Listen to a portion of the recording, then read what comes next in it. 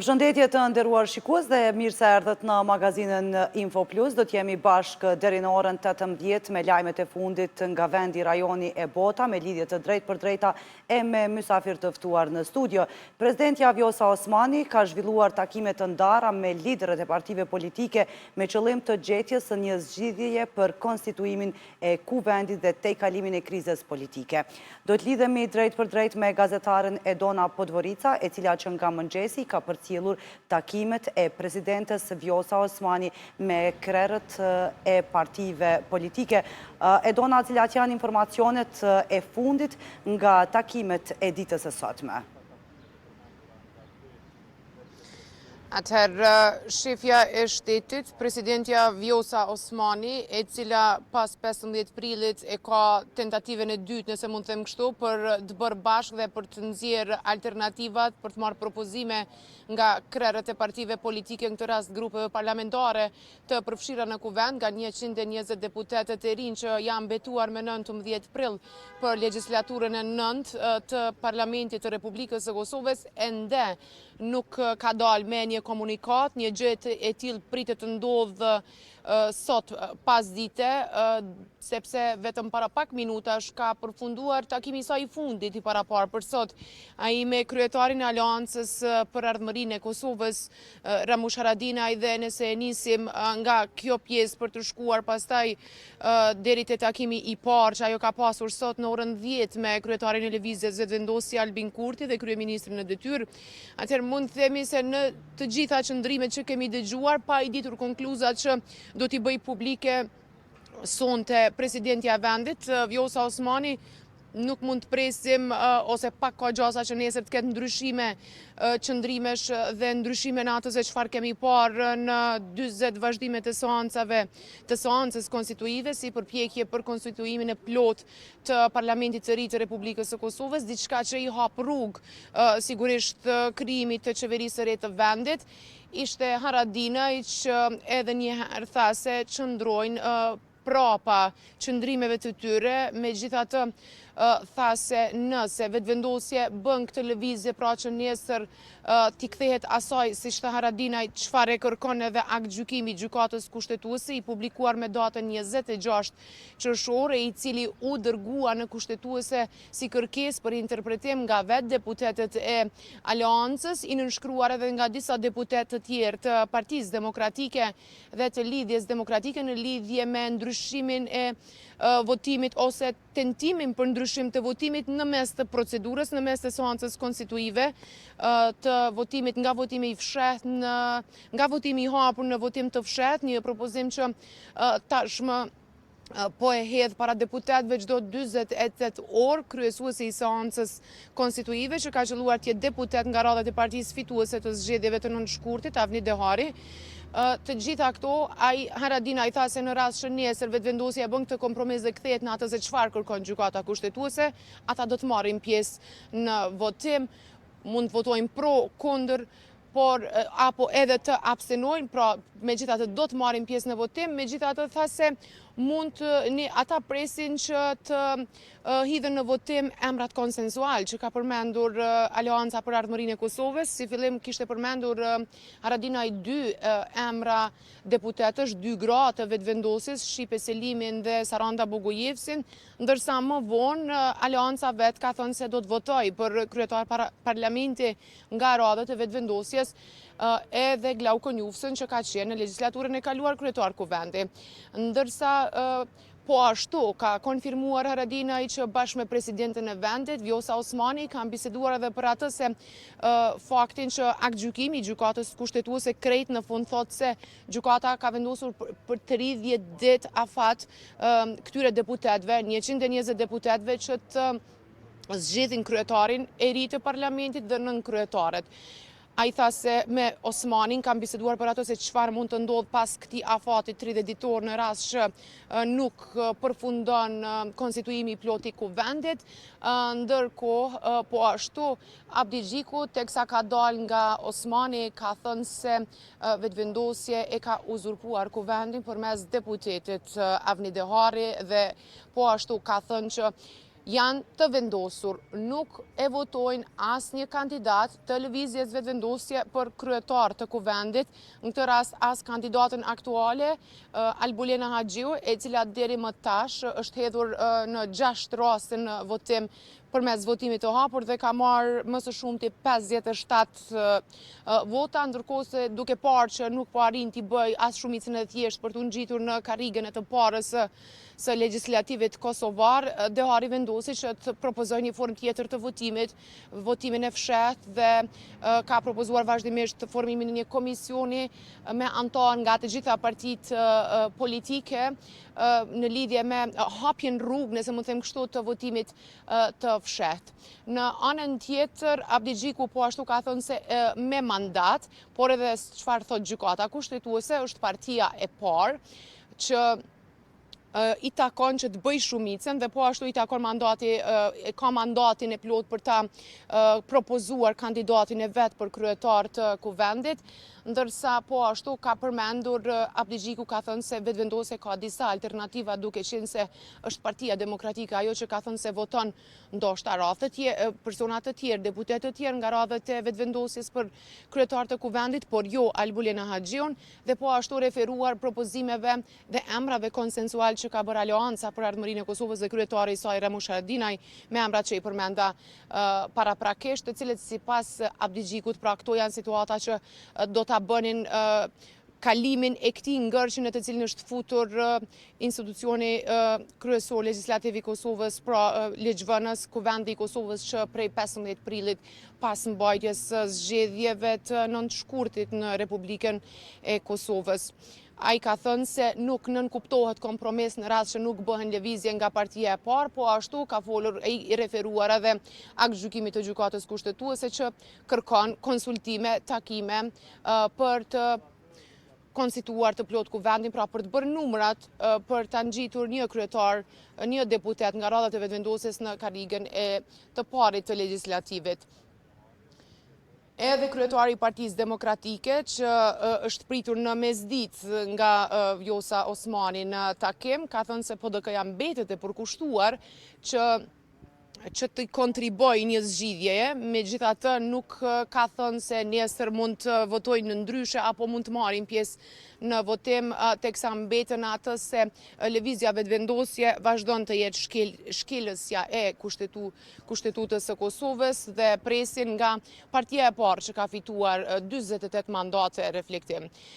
Paradite, pra takimi i parë që Osmani ka pasur me krerët e partive politike ka qenë ai me kryetarin e lëvizjes vetëvendosje Albin Kurtin dhe kryeministrin në detyrë, i cili ka qëndruar sy me sy me Osmanin rreth 2 orë dhe pasi doli nga aty tha se partia që ai drejton mbetet e përkushtuar që të bëjë një zgjidhje dhe pret që në mirëbesim, siç ka thënë ai, të ndodh kjo, duke thënë po ashtu se do të takohen përsëri deri në një zgjidhje që sipas tij duhet të ndodhë brenda këtyre 30 ditëve, përfundimisht në javën e fundit të korrikut, marrë për bazë faktin që kështu e specifikon dhe e kërkon edhe vetë aktgjykimi i gjykatës kushtetuese.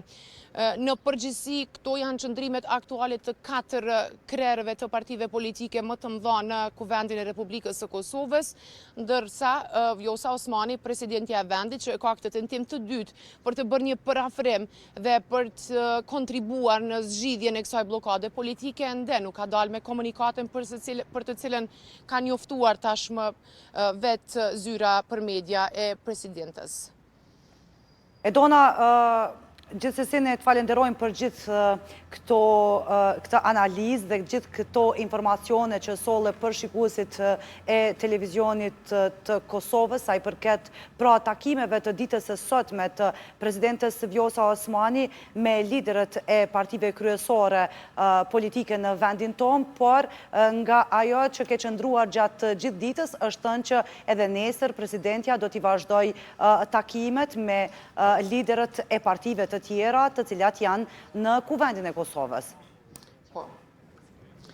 Po, bëhet fjalë për grupet minoritare e dona, pra përfaqësues politik të komuniteteve që janë pjesë e Kuvendit të Republikës së Kosovës, do të takojnë nesër presidenten Osmani. Dje Duda Balje, deputetja bosnjake, ka konfirmuar që ka një ftesë nga Osmani, e njëjta është përfolur shumë si emër i mundshëm për të bërë pjesë e qeverisë së re të vendit që mund të ndalë pas konstituimit të kësaj legjislature. Megjithatë ka lënë të nënkuptoj që nuk ka marrë atë çfarë ka dashur në këmbim të votës së saj dhe në ndërkohë gjatë gjithë kësaj periudhe ajo ka abstenuar në Kuvendin e Republikës së Kosovës, teksa është kërkuar vota për formimin e komisionit të fshehtë, ndërsa nuk dihet nëse nesër përveç partive minoritare, pra këtyre përfaqësuesve të komuniteteve në vend, Osmani do të takojë edhe kryetarin e nismas socialdemokrate Fatmir Limaj, i cili po ashtu insiston vazhdimisht në një marrëveshje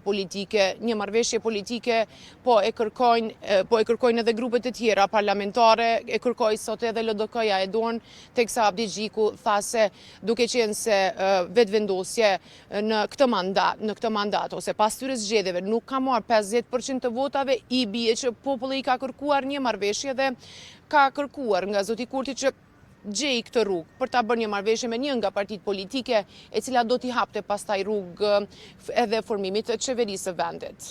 Gjithsesi e dona, RTK-ja do t'jetë edhe nesër edhe në Kuvendin e Kosovës, por edhe tek presidenca për të parë se kush do t'jenë liderët e partive të tjera të cilët do të marrin pjesë në takimin e nesër.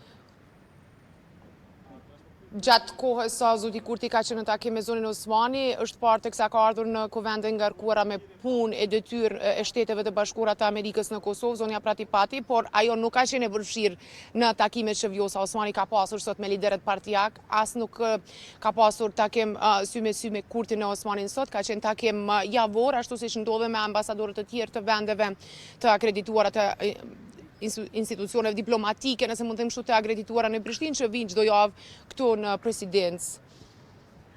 E dona, faleminderit shumë për gjitha këto informacione, kronikën me detajet të tjera të këtyre takimeve, normalisht që shikuesit e Televizionit Kosovës mund të ndjekin në edicionin qendror të lajmeve në 19:30 e do të mbesimi edhe më tutje të nderuar shikues tek rezultate mundshme të takimeve nga presidentja, ngërçim politik dhe çështje të tjera të cilat lidhen me zhvillimet politike në vend. Të gjitha këto do t'i flasim në studio me profesorin e marrëdhënieve ndërkombëtare, zotin Afrim Hoti. Zoti Hoti, mirë se erdhe në Info Plus. Mirë se vjen, faleminderit shumë. A mund të sjellin ose si pat këto takime, përpjekja e dytë ishte sot e presidentes Vjosa Osmani, mund të sjellin ndonjë rezultat këto takime sa i përket zhvillokimit të Kuvendit Kosovës? Po parimisht, normalisht do të isha shumë i lumtur sikur të kishim një dozë optimizmi për këto zhvillime. Përkundrazi, e mos i përbashkët jo i takimeve të sotme, po edhe i këtyre muajve të fundit është dëshprimi që ka ardhur nga institucionet dhe përpjekjet e subjekteve politike për të procesuar me rezultatet e zgjedhjeve të nënshkurtit. Në pamje të parë, nga pikpamja ime përgjithshme, mendoj që është hap i mirë i presidentes për të shtyr këtë proces, respektivisht për ta sjell një dinamik tjetër, për ta tejkalu këtë ngërç i cili tash e sa kohë është pjesë e agjendës politike, sido që tjetë mendoj që janë dy pengesa kryesore që pamundsojnë ose lanë hapësirë shumë të vogël për të mos thënë fare hapësirë për presidentin për të procesuar me tutje. E para është hapësira kushtetuese që presidentja ka sa i përket të çështjes së votimit, respektivisht konstituimit të kuvendit, sepse situata është krejtësisht e qartë dhe tashmë kjo është në dorën e subjekteve që kanë garu, të cilët bazuar mbi një platformë, mbi një rezultat, mbi një marrëveshje politike do të duhet të esin matutje.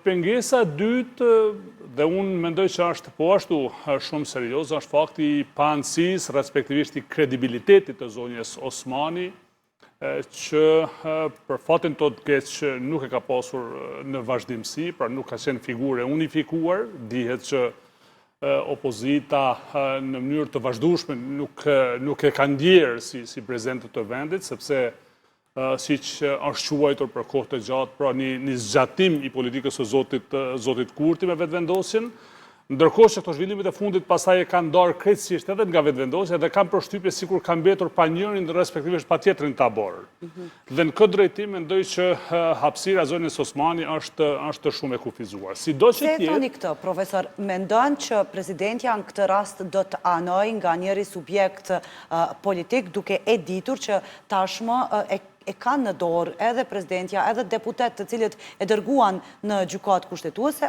gjykimin e gjykatës kushtetuese, i cili tregon qartazi se si duhet të veprohet për vazhdimin e konstituimit të kuvendit dhe seancës konstituive. Jo, unë nuk besoj dhe jam shumë i bindur që presidentja nuk do të anoj, parimisht me gjithë hapësirën shumë të kufizuar, mendoj që ajo do të luaj dhe po provon të luaj pozicionin e saj unifikues dhe përbashkues në mes të këtyre subjekteve, sido që tjetë po e them të paktën historikun e punës, respektivisht të veprimtarisë të presidentes, e cila deri me tani të paktën nga përshtypja ime është sikur nuk e ka gjithë mbështetjen as të opozitës, së deri sot me po në këto kohë të fundit si dukës as të opozitës.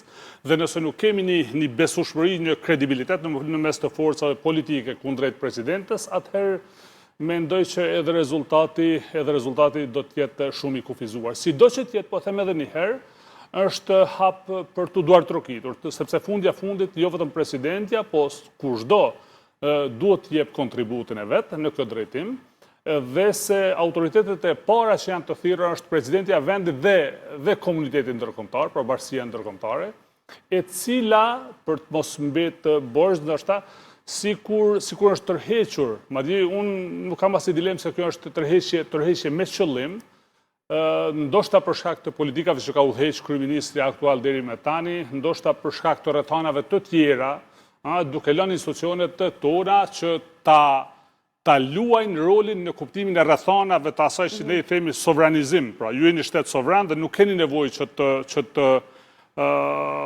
komunikoni, që të koordinoheni me komunitetin ndërkombëtar dhe urdhëroni formoni institucionet që kanë dalë nga zgjedhjet. E tha edhe Edona, edhe sot e pam që e ngarkuara tashmë me punë në ambasadën e Shteteve të Bashkuara të Amerikës, Zoja Pratipati, gjatë kohës kur presidentja Osmani pritke në takim liderët, pati një takim me Vjosa Osmanin, por që nga presidenca u tha që nuk është ndonjë takim që do të bëhet presion tek liderët e partive politike për zgjidhjen e ngërçit, por është takim javor. Dhe kemi parë që nuk është presionin ndërkombëtar që ka ndodhur më herët. Jo, Edona, praktika e deri tashme ka treguar që në veçanti me Shtetet e Bashkuara të Amerikës, kur kemi pas pozicione të ndjeshme, kasë ndjeshme, pra sensitive, liderët tanë të bashkuar janë takuar në ambasadën amerikane.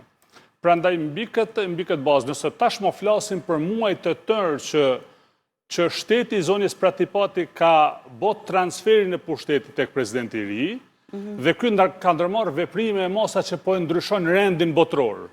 Ne për herën e 40 kemi dështu ta nxjerrim një speaker, pra një udhëheqës kuvendi, mendoj që është treguesi më i saktë i pozicionit inferior që kanë marrë Shtetet e Bashkuara të Amerikës. Kjo e para. Përtej saj, më lejoni të theksoj edhe një fakt. Zonja Pratipati është ngarkuar me punë. Dhe mendoj që edhe kjo flet për faktin që ende në Kosovë nuk kemi një ambasador. Unë jam plotësisht i vetëdijshëm që konventa e Vjenës që rregullon këto raporte të ngarkuarën me punë e lënë në dy momente. E para kur vdes ambasadori, e dyta deri në momentin kur zgjidhet ambasadori i ri. Sido që të jetë, kohëzgjatja e zonjës Pratipati po merr paksa më shumë se sa që duhet për të zgjedhur një ambasador i ri. Mendoj që është argument i cili duhet të troket në ndërgjegjen tonë për raportet tona me Shtetet e Bashkuara të Amerikës. Mbi këtë bazë, mendoj që vetë prezenca e saj, e madje edhe pozicioni, loja që po i luajnë SBA paraqytitash dhe komiteti tjetër ndërkombëtar, pjesa tjetër e institucioneve euroatlantike, janë tregues i mjaftueshëm që procesi brendshëm politik, po e them kushtimisht, po injorohet, dhe ky është sinjal shumë i fuqishëm për të bërë institucionet tona të vetëdijshme që pa komunikim dhe pa koordinim me këto struktura, nuk po them që është e pamundur, por është jashtëzakonisht e vështirë të ecet përpara. Dhe thoni që ndikimi i stabilitetit të brendshëm edhe në raportet edhe në marrëdhëniet ndërkombëtare po varet pikërisht prej mos konstituimit të kuvendit dhe gjetjes së një zgjidhje brenda vetë subjekteve politike pa e pas ndërhyrjen e faktorit ndërkombëtar. Po unë mendoj që rrethanat e brendshme dhe ato të jashtme janë peng të formimit të institucioneve. Madje jo vetëm në kontekstin ndërkombëtar, po ne kemi probleme edhe të brendshme, çështje sociale, çështje shëndetësore, çështje të infrastrukturës tjera të cilat kanë bet peng. Sepse në momentin e dorëheqjes së një qeverie, pra të një strukture qeverisë, ata që kanë dhënë dorëheqjen mund vetëm të kryejnë punë emergjente, pra vetëm sa për të siguruar kontinuitetin e qeverisjes, po jo për të marrë vendime. Dhe mbi këtë bazë nuk do koment, nuk do shumë elaborim fakti që jemi peng të formimit të këtyre institucioneve. Nëse më lejoni figurativisht të them, sikur legislativi i Kosovës në rrethana krejtësisht normale të kishte mbajtur 40 seanca të rregullta, ju mund të imagjinoni se çfarë agjende legislative do të shtyhej përpara. Ju mund të imagjinoni se sa ligjet e sa marrëveshjet ndërkombëtare sot do të ishin krejtësisht të ratifikuara dhe që funksionalizohen, të hyjnë në fuqi dhe sa do të ecte vendi përpara. Prandaj është... Nga 15 prilli çdo 48 orë nesër është seanca e 41 me radhë nga ajo çfarë deklaruan liderët mas takimit me presidentin, u pa që nuk ka ndonjë ndryshim të qëndrimeve. Po ky është cirk, ky është vërtet proces qesharak, sepse rregulloria e thot në formë të tillë, po në rrethana normale mendoj që lider të përgjithshëm të subjekteve politike do duhet të mbylleshin në përzyrat e tyre, madje në përzyrat e përbashkëta derisa të gjendet një zgjidhje. Fundja fundit, këtu nuk flasim për një konglomerat të zgjidhjeve, nuk flasim për modalitete. Nuk ka shumë filozofi. E para është sigurimi numrave, do të thënë, subjekti fitues duhet të ketë numrat e caktuar për të procesuar matutje, sepse nuk është e kontestueshme pozita. Jo, zoti Kurti po dhe që në votat për qeverinë i kam, po e kërkon votën për kryetaren e kuvendit. Tash nuk po flasim për qeverinë, po flasim për konstituimin e kuvendit. Prandaj edhe për konstituimin e kuvendit na duhen votat. Janë dy mënyra, nuk ka mënyrë të tretë. Mënyra e parë është të sigurohen 61 vota në mënyrë që udhëheqësja e kuvendit, zonja Haxhiu apo kushdo tjetër nga subjekti fitues, të merrte të udhëheqjen e legislativit. Dhe alternativa e dytë është shumë e thjeshtë. Është edhe demokratike, është edhe krejtësisht e qartë që të gjendet një partner i cili matematikisht do të siguronte 61 e më shumë dhe të ecet matutje. Madje nga pikpamja ime, edhe ky komisioni që po provohet me u zgjedh si votimi fshehtë e tjera. Mendoj që flet ma shumë për një formulë jo shumë edhe demokratike, sepse kjo i bie sikur ne po votojmë fshehtas, përmes së cilës nuk dëshiroj marrëveshje me subjekte politike, por ndonjë deputet i tyre do të ishte i mirëseardhur që të na ndihmonte ne. Pra jo marrëveshje, por subjekte individuale sa siguroj. Prandaj nuk është demokratike, sepse partitë politike strukturojnë dhe ndërtojnë qëndrimet e tyre, ato tashmë i kanë ato qëndrime të hapura. Ne kemi dëgjuar liderën demokratike para do kohë që tha që edhe nëse eventualisht gjykata do të na thoshte se mundi me shku me votuar në mënyrë të fshehur, ne do të votojmë fshehur dhe do të publikojmë votën. Pra, flasim për qëndrim, pozicion zyrtar të subjektit politik. Po, mirë po, profesor, ju po thani që duhet ketë një bashkëpunim. Deri tash nuk kemi parë që ka edhe interes dhe interesim nga partitë opozitare të deri djeshme që të bashkëpunojnë me partinë fituese të tyre zgjedhjeve. E kemi parë një ofertë që vetëvendosja i dha Lidhjes Demokratike të Kosovës, që u refuzua me njëherë, por pam një parti demokratike të Kosovës që doli dhe tha që asnjëherë koalicion me lëvizjen vetëvendosje. Pse është gjithë këto partit e deri djeshme opozitare, pse e kanë gjithë këtë refuzim ndaj vetëvendosjes e posaçërisht ndaj Albin Kurtit. Edona, këtu ideja është që zgjedhjet e 9 shkurtit kanë prodhu një fitus. Dhe ai fitus është lëvizja vetëvendosje. Pra tash është në dorën e lëvizjes vetëvendosje që gjej modalitete. Unë pajtohem dhe e shoh fundit këtë inatin në mes të gjitha subjekte, pra inat tipik ballkanik. Megjithatë, çka i bie, çka është në sfondin ose në gamën e veprimeve të subjektit fitus, është ofrimi i alternativave. Gjatë që nuk e kemi pa deri me tani. Unë nuk kam asgjë dhe nuk e di kush është zonja Haxhiu. Sido që tjetë ajo është një kandidate e cila nuk po arrin të merr simpatinë e subjektit fituese. Është në dorën e vetëvendosjes që të ofrojë një kandidat tjetër. Sikur edhe në rastin e dytë, edhe në rastin e tretë do të përballeshin me bllokad nga ana e opozitës, atëherë faji do të ishte në një tabor tjetër. Por nga ajo që kemi pa deri më tani, kemi pa një cimentim, një pozicion krejtësisht i cimentuar i subjektit fitus, që ose zonja Haxhiu ose askush tjetër, në të njëjtën kohë kemi pa po ashtu një pozicion tjetër të opozitës që nuk jemi për zonjën Haxhiu. Dhe si rezultat kemi ardhur, unë po bisedoja me një mikun tim Sloven para një 4-5 ditësh, dhe sa do që provoja t'i theja që ja tani jemi në herën e 32 apo 3 ishte pa mundur të kuptohi kjo punë. Fundja fundit, Lidhja Demokratike është deklaruar që jo, është krejtësisht e qartë. E tha edhe sot Lumir Abdigjiku që jo, LDK-ja nuk do ta votoj asnjë kandidat të lëvizjes vetëvendosje. Në rregull. E kemi një aleancë për ardhmërinë e Kosovës që ka dhënë madje disa emra, disa propozime që mund të propozohen nga vetëvendosja që do ta kenë votën e aleancës. Nuk është punë e jona. Fundja fundit është në dorën e VV-s, është në dorën e subjektit fitus me ofru. Nuk besoj që është shumë e rrugës që të propozojnë njerëz me apo. Është në dorën e subjektit fitus të ofrojë alternativë. Nëse Lidhja Demokratike ka mbyll derën e bashkëpunimit, kemi subjekte të tjera. Është Partia Demokratike, është Aleanca për Ardhmërinë e Kosovës. Madje para fillimit të konstituimit ne kemi pas një formulë që është diskutuar shumë në qarqe publike, nisma socialdemokrate e zotit Limaj.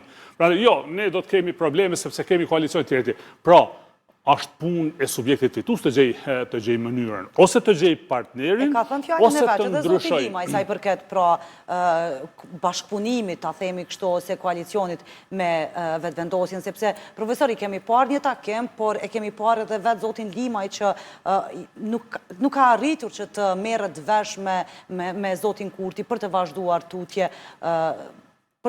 tutje zhbllokimin e kësaj situate. Edona, këto tash janë çështje të interesave në mes të subjekteve politike. Është krejtësisht e kuptueshme se secili subjekt synon që të merr hisën më të madhe, pjesën më të madhe të pushtetit.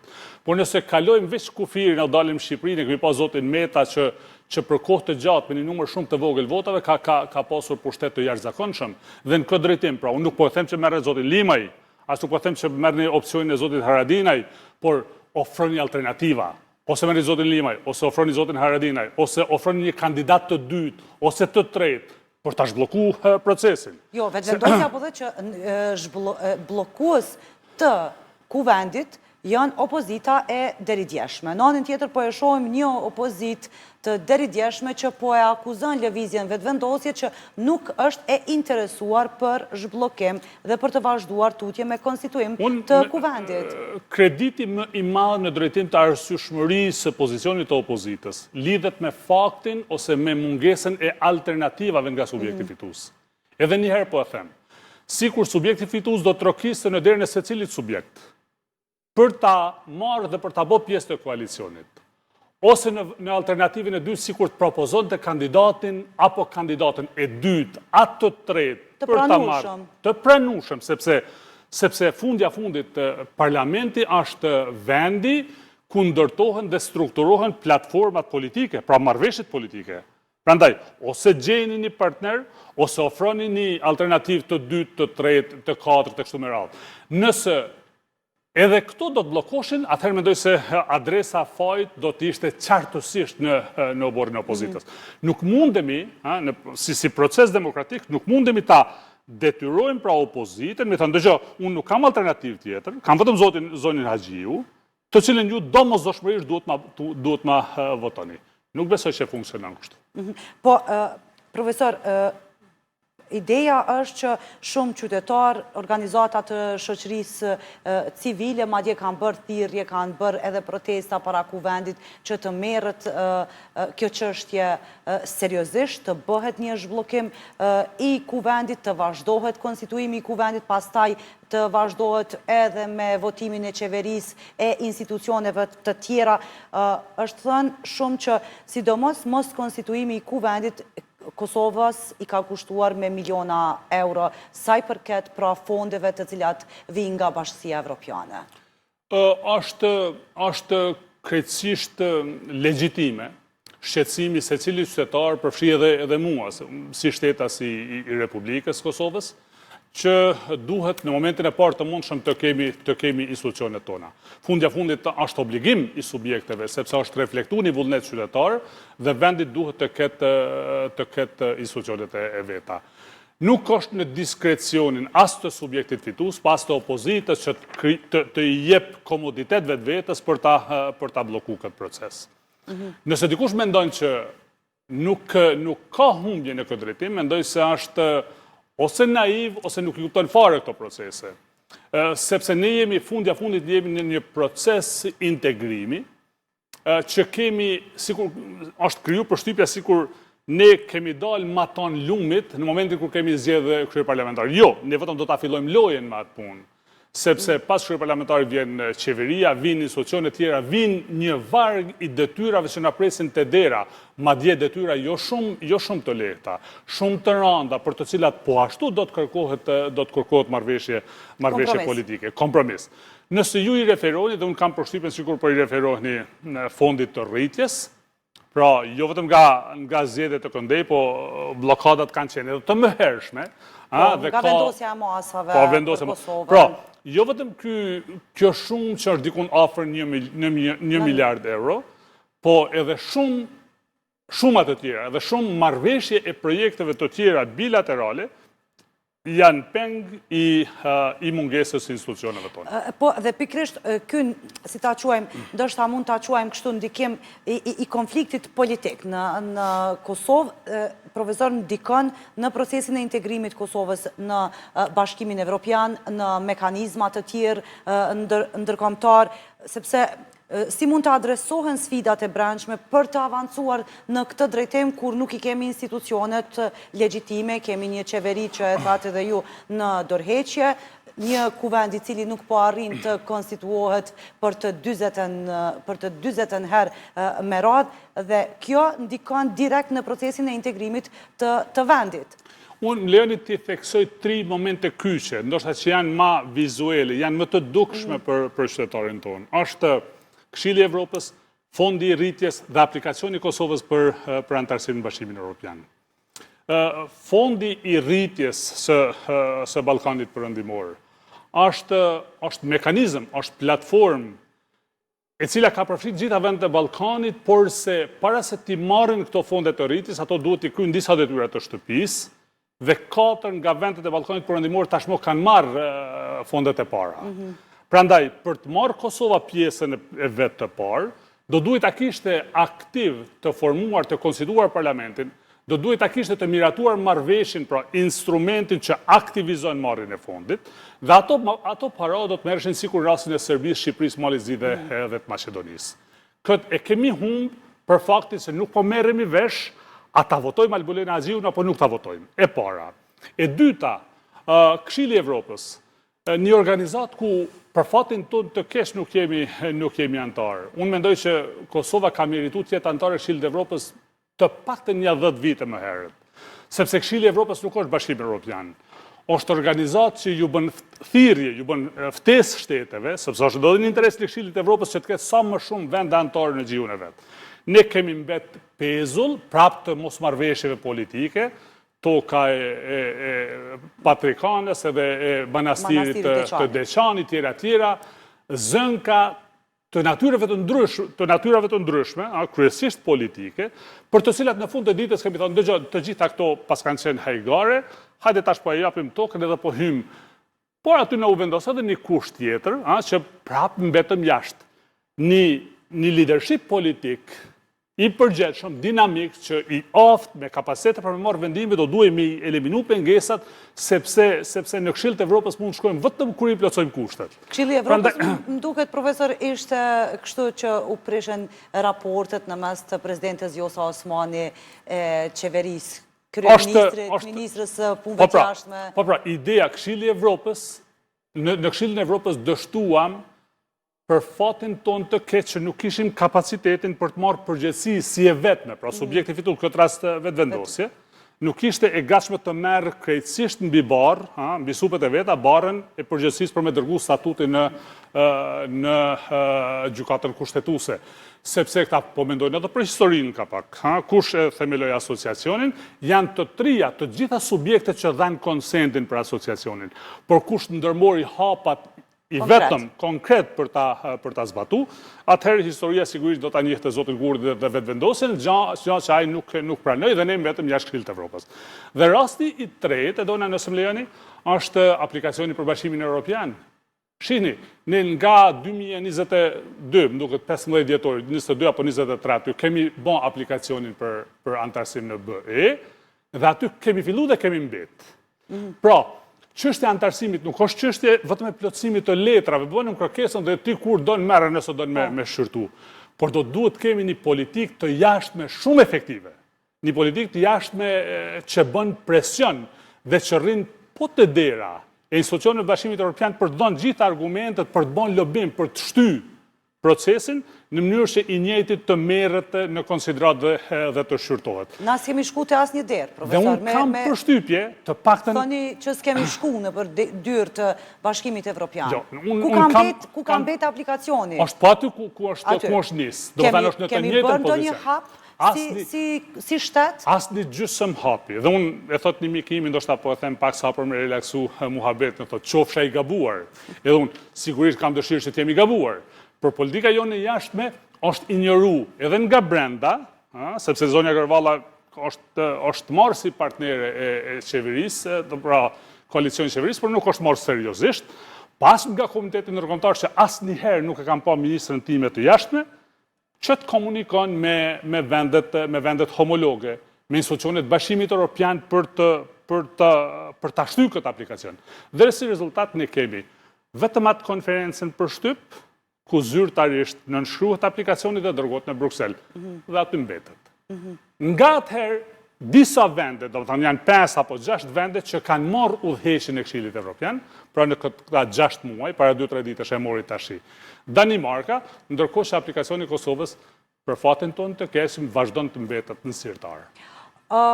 Profesor, jemi në minutat e fundit, po kthehemi edhe një herë tek ngërçi sepse krejt zanafilla e problemeve, sepse ngërçi na ka ngulfat. Qoftë vendore, qoftë ndërkombëtare, po vjen te mos konstituimi i institucionit kryesor të vendit. Mendoni që takimi i sotëm i mbajtur në presidencë mund të konkretizohet nesër në seancën në vazhdimin e seancës së 41 për konstituimin e kuvendit?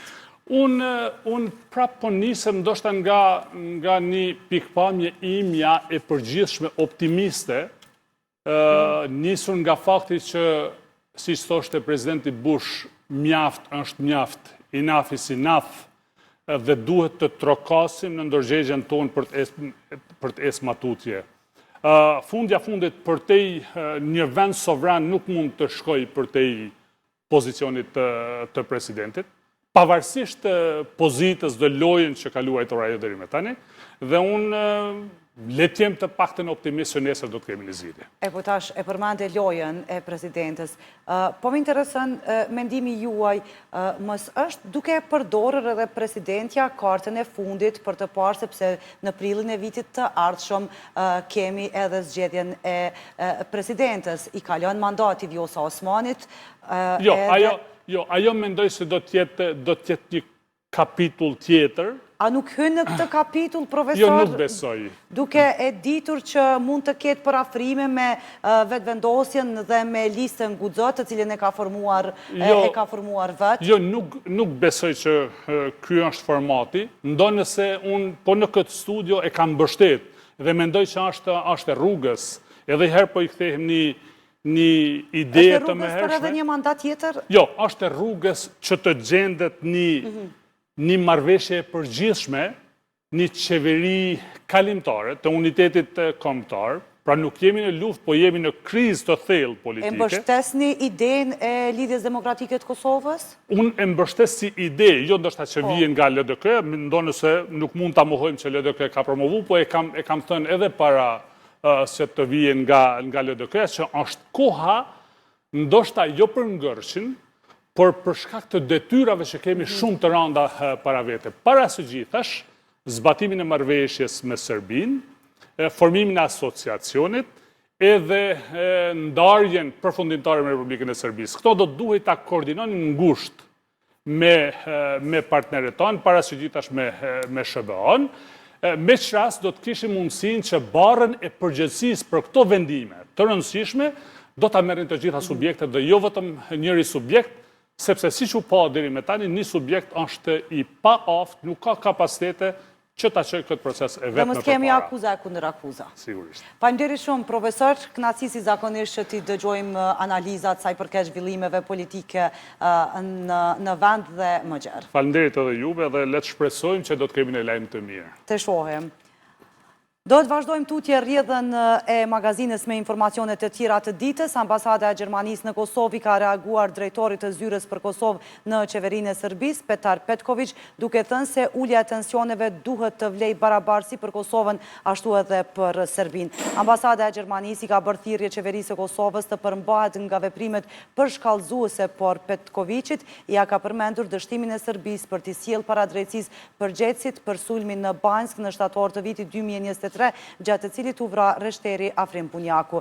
Tutje sipas ambasadës, mosveprimi i Serbisë në ndjekjen penale ndaj shkelësve të dhunshëm është po aq përkeqarje dhe kundërproduktive sa çdo mas e pakoordinuar e marrë nga palja kosovare. Sot bëhen 35 vjet nga miratimi i deklaratës kushtetuese të dy korrikut të vitit 1990 e shpallur nga delegatët e kuvendit të atëhershëm të Kosovës.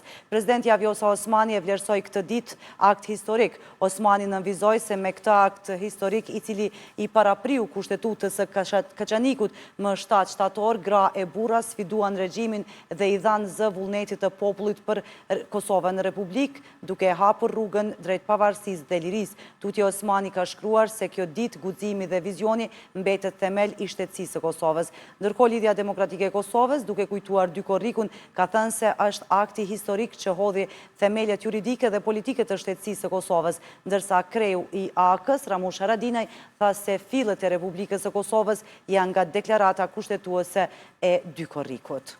16.980, fletvotimi për kryetar të komunës 1.800.000 fletvotime dhe fletvotimi për kryetar të komunës për raundin e dytë 1.250.000 të përllogaritur dhe lista votuese 4.420 për raundin e dytë. Këto janë vetëm shifra të përafërta të asaj se sa kemi drejt të shtypin që të kontraktojmë një operator, pra është më e vogël se sa numri i votuesve që do të jenë në kuadër të listës votuese. Ndërkohë, Komisioni Qendror i Zgjedhjeve ka miratuar 945 qendrat e votimit të cilat do të shfrytëzohen për votim në zgjedhjet lokale të 12 tetorit.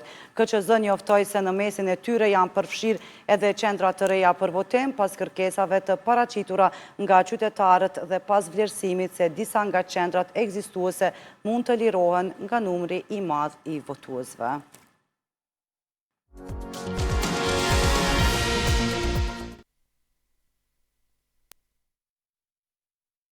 Pavarësisht temperaturave të larta, furnizimi me ujë të pijshëm në komunën e Prizrenit dhe rrethin është i qëndrueshëm. Megjithatë, apelohet për kursimin e tij. Detajet do të na i sjell Nora Gjuzi në një intervistë me kryeshefin ekzekutiv të ujësjellësit Hidroregioni Jugor në Prizren, Fadil Berisha. Do të ndjekim këtë intervistë, ndërsa bashk do takohemi nesër. Shikues të nderuar, duke qenë se vendi ynë tashmë është duke përjetuar temperatura të larta, një problematik që në këtë kohë është edhe furnizimi me ujë të pijes. Për furnizimin dhe gjendjen e cila aktualisht është në komunën e Prizrenit dhe jo vetëm, detajet do të na i sjellë kryeshefi ekzekutiv i Hidroregionit Jugor në Prizren, zotri Fadil Berisha. Drejtor, faleminderit shumë dhe mirë se erdhët. Faleminderit edhe për vizitën e juaj. Si e kemi gjendjen me ujë në komunën e Prizrenit këto ditë? Fatkeqësisht duke marrë parasysh ngritjet e temperatura, por edhe gjendjen momentale të burimeve në përgjithësi në nivel sektorit, në veçanti edhe në Hidroregionin Jugor, gjendja rezulton të jetë e qëndrueshme, po kjo nuk do të thotë që në ditët në vazhdim, nëse me të vërtet nuk ngritet vedia e vendpare qytetare për një kursim të ujit dhe shfrytëzim ujit sa më racional, por edhe falë edhe rritjes aktiviteteve tona, si të operative, po edhe nga inspektoriati, ne besojmë që kjo gjendje nuk do të keqësohet, po përkundrazi. Po edhe njerë po potencoj, kjo varet kryesisht në bashkëpunimin e gjithëmbarshëm të gjithë akterëve, konsumatorit, Hidroregionit Jugor, por edhe kuvendit komunal. Ku tëmë edhe kuvendit komunal, e kam parasysh sepse pikërisht edhe sot ju kem drejtu me një shkresë zyrtare për një bashkëpunim në bashkërëndim të aktivitetet edhe nga inspektoriati, po edhe Policia e Kosovës, edhe inspektorët të tonë, me një inspektim 24 orë për luftimin e keqpërdërimeve të shumta që fatkeqësisht po ndikojnë dukshëm në keqësimin e situatës së furnizimit. Ku kemi gjendje ndoshta më të rënduar, të themi kështu, për furnizimin me ujë? Po në këtë rast ne fatkeqësisht ne nuk kemi liçen artificial apo akumulus, sigur kanë edhe qytetet e tjera. Ne mvarën kryesisht prej burimeve nëntoksore dhe niveli i burimeve nëntoksore, edhe pse momentalisht rezulton i qëndrueshëm, ne monitorojmë 24 orë burimeve, por në mungesa e rreshjeve dhe ngritja e temperaturës, normal që mund të pritet edhe rënja e burimeve, që fatkeqësisht ne e kemi pas një situatë alarmante vitin e kaluar, ku kemi qenë të detyruar të bëjmë reduktime jo në pikat e larta, po edhe vetë në lagje të ndryshme të qytetit. Fatmirësisht në këto momente kur po flasim, edhe pse ka një rënje të vogël të burimeve, por rezulton të jetë të qëndrueshme. Ne kemi marrë të gjitha masat që në rend parë të identifikojmë dhe të zgjidhim defektet të shumta humbje që kemi teknike. Kemi marrë masa po ashtu dhe jemi në realizim të investimeve kapitale, të cilat në zonat ku i kemi identifikuar ku kemi më shumë humbje teknike, por jemi në bashkërëndim edhe me kuvendin komunal që investimet të cilat tashmë kanë filluar, që të fillojnë në bashkëpunim të ngushtë me Hidroregionin Jugor edhe në zonat të caktuara, të bëhen të ndrimi rrjetit sa më shpejt që është i mundur. Fatkeqësisht duhet ta potencoj që edhe pse kemi humbje të jashtëzakonshme të humbjeve teknike për shkak rrjetit të vjetërsuar, që fatkeqësisht në bazë inspektimeve tona rezulton që janë mbi 120 km ende në Prizren kemi rrjet të azbestit, edhe me vjetërsi më të vjetër se 50 vite.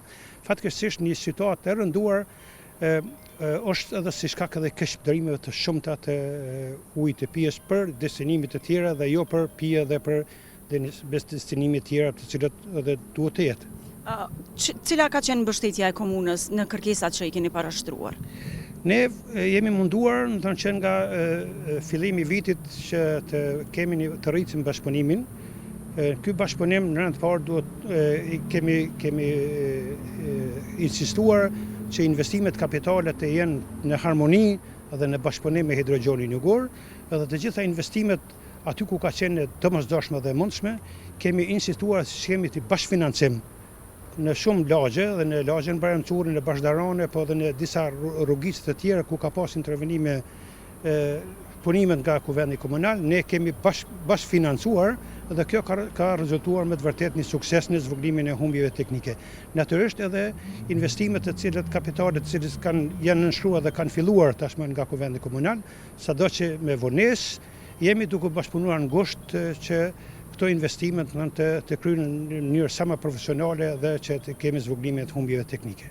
Një temë e cila gjithmonë ka vëmendje janë edhe pra këto kyçjet ilegale të qytetarëve, po dënohen, po marrin dënimet qytetarë të cilët apo është numri i madh i atyre që po inspektohen nga institucioni. Është e vërtet, në vitin e kaluar, sa për informatën e juj, vetëm në Prizren kemi identifikuar dhe shkyqur mbi 1014 lidhje ilegale.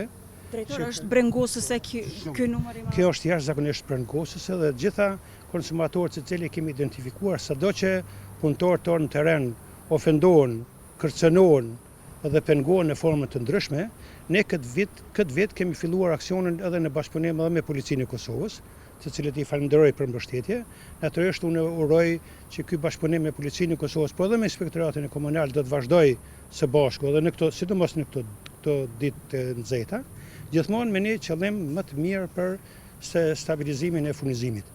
Tek lidhjet ilegale, fatkeqësisht, për momentin që po flasim, unë sot kisha një raportin e muajit të kaluar, vetëm në mbas inspektimeve që kemi pas në muajin e kaluar, e kemi pas mbi 125 lidhje ilegale, vetëm po flas vetëm për një muaj. Ky aktivitet tash do të vazhdojë me iniciativa edhe më të shtuar, sidomos në këtë kohë, ku ekipet e inspektoratit do të përforcohen edhe me ekipe të shtesë, edhe do të jenë në aktivitet 24 orë. Ku them 24 orë, konsumatorët të cilët do të evidentohen, jo vetëm që do të shkyqen nga rrjeti i furnizimit, po edhe do të përgatitet edhe kallëzimi penal sipas kodit penal të Republikës Kosovës, edhe jo vetëm kthimi i humbjeve që është sipas autoritetit regulativ të huaj, po edhe do të bëhet edhe kallëzim penal. Duhet ta potencoj. Kjo është që edhe të vedisohen për gjithë atë veprim. Ashtu është saktë.